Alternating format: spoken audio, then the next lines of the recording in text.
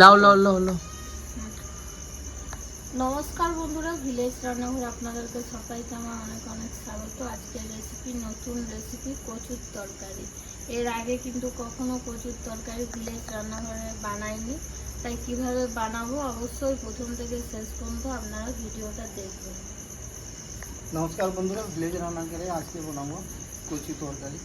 তো কচু তরকারি বন্ধুরা একবার খেলে চিকেন মটন খেতে বলে যাবেন, এত সুন্দর টেস্ট হয়। তো বন্ধুরা চলো রেসিপিটা শুরু করি, সঙ্গে থাকেন। তো আমি 10 মিনিট আগে ধুয়ে দিয়ে 10 থেকে 15 মিনিটে জল ঝরানো জন্য ঝুড়তে রেখেছে না। এবারে কচুগুলো ভালো করে মুছে নেবো, জলটা মুছতে হবে, গায়ে জল লেগে থাকলে হবে না। যেরকম ভিন্ডিগুলো আমাকে মুছতে হয় সেরকম কচুটাকে সেভাবে মুছতে হবে।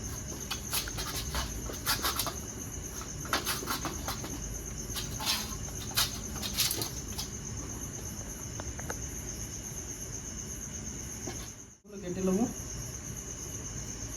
কচুগুলো সেদ্ধ হবে, খুব ভালো কচু।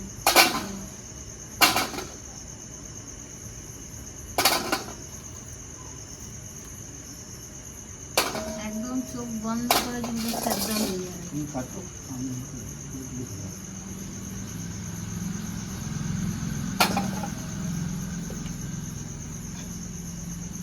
এক মা একটু ছোট বড় হয়ে গেছে কেন তোমার? স্লিপ করছে। এটা বড় হয়ে গেছে, এটা ছোট হয়ে গেছে, আবার ওটাও ছোট বড় হয়েছে। তো আমি কেটে দিচ্ছি, স্লিপ হয়ে গিয়েছি। এবারে আমি কড়াইতে চাপিয়ে দেবো। আমি এদিকে পেঁয়াজগুলো কুচি করে নিই। দিয়ে দেবো সরষের তেল,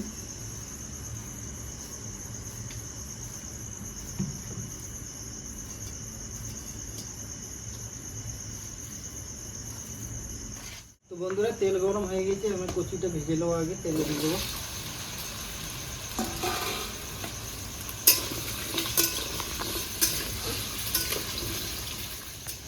তো বন্ধুরা কচুটা আমি একটু দিয়ে দেবো হলুদ গুঁড়ো, সামান্য একটু লবণ গুঁড়ো, আর একটু দিয়ে দেবো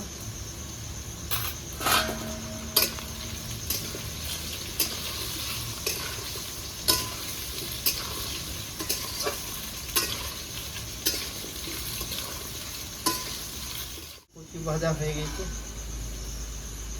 এবার কচুগুলো আমি তুলে নেবো।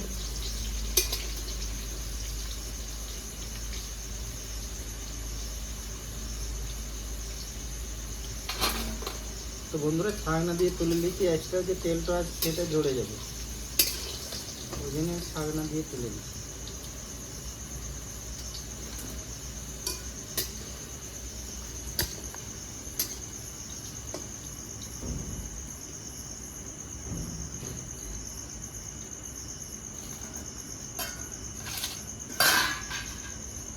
তো বন্ধুরা এবার জিরে,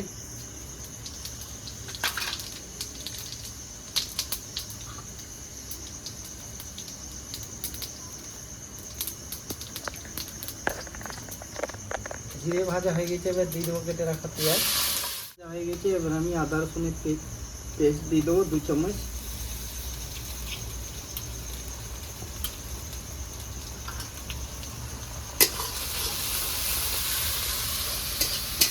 দিয়ে দেবো পরিমাণ মতো লবণ, দিয়ে দেবো হলুদ গুঁড়ো, ধনে গুঁড়ো 1 চামচ, 1.5 চামচ দেবো, জিরে গুঁড়ো 1 চামচ, কালারের জন্য রেড চিলি পাউডার 1.5 চামচ।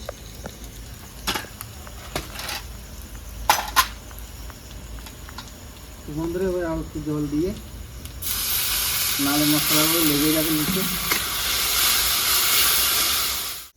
তো বন্ধুরা পেঁয়াজের সঙ্গে গ্রেভিটা আমার পেঁয়াজ ভালো করে ভাজা হয়ে গেছে, দেখুন তেলটা ছেড়ে দিয়েছে। এবার আমি দেবো এখানে টমাটোর পেস্ট, 2 টমেটোর পেস্ট করলাম। টমাটোগুলো লাল হয়ে গেছে, হাইব্রিড না।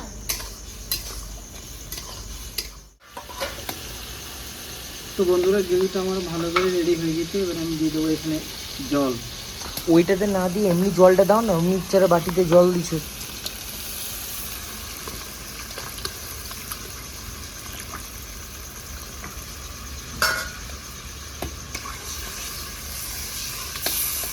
আরে বাবা, তেল লাগলো কোথায়?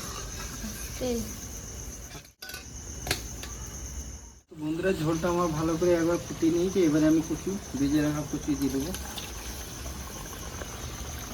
কচুর তরকারিটা যে আজকে হবে না, সুপার ডুপার আর কি। যারা খায় না বন্ধুরা, তারাও কিন্তু চেটে পুটে খেয়ে নেবে। তো বন্ধুরা, এখানে আমি বানাবেন দেখবেন। হাফ চামচ দেবো আমচুর পাউডার। আমচুর পাউডার লেগে গেছি, জল ছিল বাটিতে কি। হ্যাঁ, এটা বাড়িরই আমচুর বানিয়েছি, দিয়ে পেস্ট করে নিয়েছিল।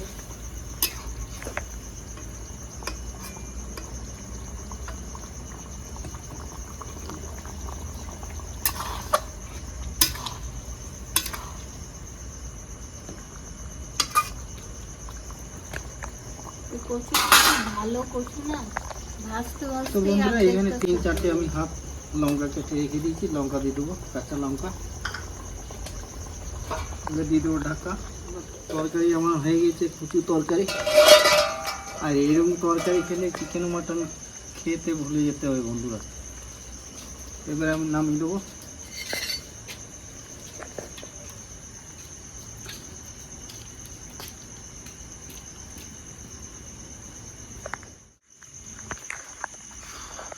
তো বন্ধুরা, রান্না হয়ে গেছে কমপ্লিট। এবার খাওয়া দাওয়া করে দেখি, দেখুন কত সুন্দর লাগছে দেখতে। আবার খেতে তো আরো সুন্দর লাগবে।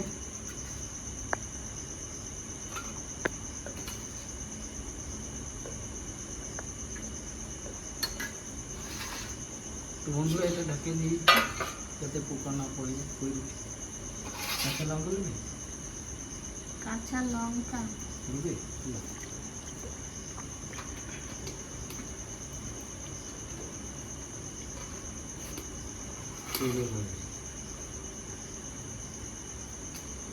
কচুগুলো দারুণ কচু, একদম গোটাই আছে, কিন্তু এত সুন্দর সেদ্ধ হয়েছে না। তো বন্ধুরা, গরম আছে, পু দিয়ে খাচ্ছি, নাহলে গরম লাগবে।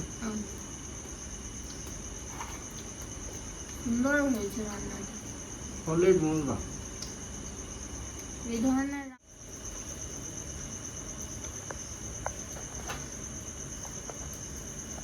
এত ভালো লাগছে, ইচ্ছা করছে খেয়ে যাই।